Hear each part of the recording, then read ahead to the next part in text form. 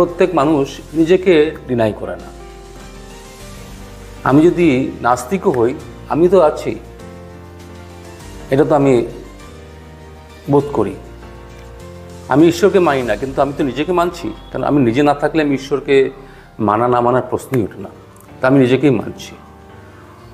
তুমি যে নিজেকে মানছো, এখন কি মানছো, কাকে মানছো, কি তোমার মানাটা কোথায় আছে? এই শরীরকেন্দ্রিক যদি হয় তাহলে তো শরীর তো অতিমধ্যে চেঞ্জিং। যেটা আমি মানবো এটা সত্য, সত্য অলওয়েজ কনস্ট্যান্ট। তো আমার তো শরীর চেঞ্জ হচ্ছে, তাহলে আমি শরীরটাকে আমি বলে যে ভাবছি সেটা নয়। তাই শরীরটাকে ছেড়ে আমি মনে আসলাম। আমি তাহলে মন, এখানেও দেখা যাচ্ছে মনও চেঞ্জিং, মনও একটা জায়গাতে থাকছে না। যারা যারা বেদান্ত প্রবেশ করে তাদের আগের বিচার থেকে পরবর্তী বিচার চেঞ্জ হয়ে যায়। কেন? উত্তরণ হয়, আগের মনটা চেঞ্জ হয়ে যাচ্ছে।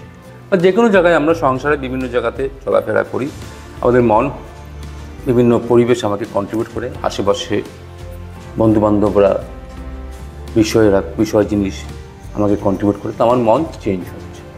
তো মনও তো পরিবর্তনশীল। তাহলে আমি যে বলছি নিজেকে, আমি যাকে বলছি আমি বলে, সেটা মনও নয়, শরীরও নয়, বুদ্ধিও তো ডিসিশন চেঞ্জ করে।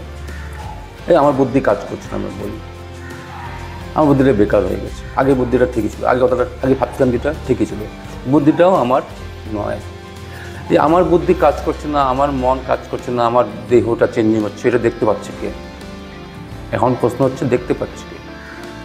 যে দেখবে সে অলওয়েজ সেপারেট থাকবে। দ্রষ্টা অলওয়েজ দৃশ্যর থেকে সেপারেট।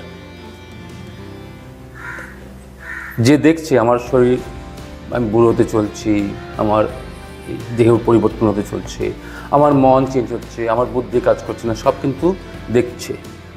কে দেখছে? একজন দ্রষ্টা। দ্রষ্টাটা কে? এটাকে বার করা। এই দোষটা বার করলে নিজের স্বরূপ প্রকাশ হয়ে যাবে। সেখানে নাস্তিকও হোক, আস্তিকও হোক, যে কোনো ধর্মের লোক হোক, আমি খ্রিস্টান ধর্ম বলি, মুসলিম ধর্ম বলি, বৌদ্ধ ধর্ম বলি, কারণ নিজেকে কেউ ডিনাই করে না। আমরা কাউকে গ্রহণ করার আগে নিজেকে গ্রহণ করি। আগে আমি নিজেকে গ্রহণ করব, তারপরে অন্যকে গ্রহণ করি।